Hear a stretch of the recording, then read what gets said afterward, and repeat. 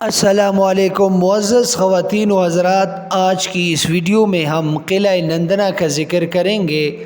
البیرونی کا اس قلعے سے کیا تعلق تھا، اس نے استرلاب کیسے استعمال کیا اور زمین کا صحیح قطر کیسے پیش کیا۔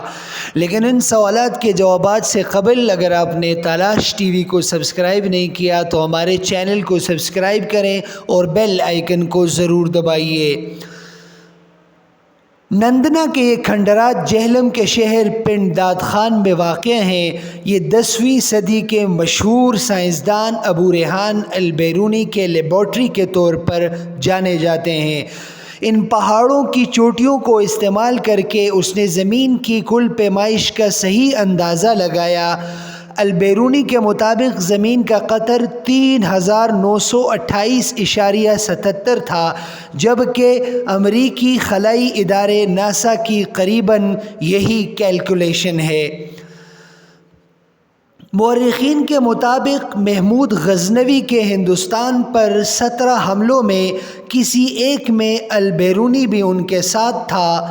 یہ لگ بھگ 11ویں صدی کے ابتدائی عشرے کی بات تھی کہ کوہستان نمک میں محمود غزنوی کی فوج صاف پانی کی تلاش میں جب ناکام ہوئی تو اس وقت مسلمان سائنسدان البیرونی نے ایک خاص مقام نندنا کی نشاندہی کی تھی، چنانچہ وہاں سے صاف اور میٹھا پانی دریافت ہوا۔ سب سے پہلے البیرونی نے ذاتی ملازمین کو پانی ڈھونڈنے کے مشقت دہ عمل سے بچانے کے لیے چرخی بنائی۔ یہاں رہ کر اس نے زمین کا سرکمفرنس معلوم کیا۔ اس نے گنبد نما رصدگاہ میں کئی اور مشاہدات بھی کیے۔ دراصل البیرونی کو وقت یعنی حال، ماضی اور مستقبل سے بے حد لگاؤ تھا۔ وہ ایک ماہر ریاضی دان تھا۔ اس نے اپنی زندگی کا زیادہ تر حصہ فلکیات اور کرونومیٹری یعنی وقت کی درست پیمائش کا سائنسی علم کے ذریعے وقت کی پیمائش کرتے گزارا۔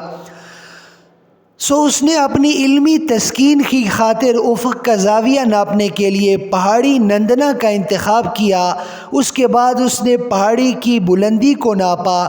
اس کے لیے اس نے پہاڑی سے کچھ فاصلے پر کھڑے ہو کر زمین سے پہاڑی کی چوٹی کا پہلا زاویہ 0.1 معلوم کیا، پھر فاصلہ d طے کیا اور دوسرا زاویہ 0.2 معلوم کیا۔ پھر ان دونوں معلوم شدہ زاویوں اور ان کے درمیان طے شدہ فاصلے d کی قیمت متعلقہ فارمولے میں دے کر نندنا پہاڑی کی بلندی معلوم کی۔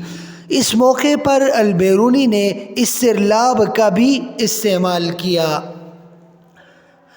استرلاب ایک بڑے ڈائل والا آلہ ہے جس کے درمیان گھڑی کی سوئی جیسی بڑی ناب لگی ہوتی ہے۔ نندنا پہاڑی کی چوٹی کا اینگل معلوم کرنے کے لیے البیرونی نے سوئی نما ناب کے دونوں سروں اور پہاڑی کی چوٹی کو ایک سیدھ میں کر کے دیکھا۔ جب تینوں ایک سیدھ میں نظر آنے لگے تو ڈائل پر لکھے درجے اور پوائنٹس دیکھ کر زاویہ نوٹ کر لیا۔ جب فضا صاف ہوتی تو وہ نندنا پہاڑی پر چڑھ کر افق کا زاویہ معلوم کرتا۔ درست نتائج کے حصول کی خاطر اس نے یہ عمل کئی دفعہ دہرایا۔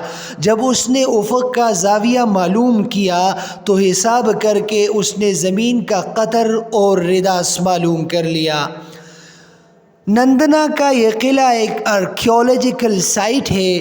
البیرونی کی تحقیق اور رصدگاہ ہونے کی وجہ سے یہ عالم اسلام کے لیے کشش اور اٹریکشن کا باعث ہے۔ اس کے طول و عرض میں راج کٹاس اور دیگر ہندوؤں کے آثار قدیمہ کے تعمیرات بھی موجود ہیں۔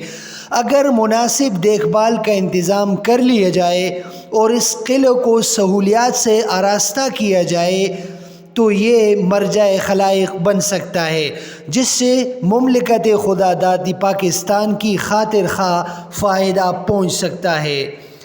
یہ تھی ناظرین آج کی ہماری ویڈیو۔ آپ کو کیسے لگی کامنٹ باکس میں اپنی آراء کا اظہار کیجیے۔